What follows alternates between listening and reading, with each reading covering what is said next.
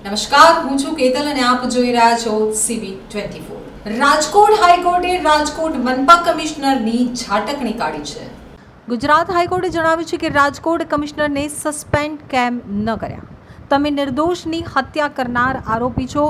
લોકોના જીવ સાથે રમત રમી અને બદલી શરમ આવવી જોઈએ।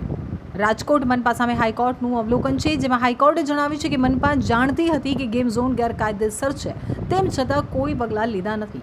આગ લાગવાની રાહ જોવાતી હતી। પ્રથમવાર આગ લાગ્યા બાદ પણ કોઈ મજબૂત પગલાં લીધા નથી। મનપાના વકીલની ગુજરાત હાઈકોર્ટમાં રજૂઆત છે કે ગેમ ઝોન ગેરકાયદેસર હોવા છતાં નોટિસ આપી હતી। ફાયર એનઓસી ન હોવા અંગે સમિતિની રચના કરાઈ હતી, જેમાં હાઈકોર્ટે જણાવ્યું છે કે 1 વર્ષમાં મનપા કમિશનરે શું કર્યું? જો કામ કર્યું હોત તો નિર્દોષના જીવ ન ગયા હોત।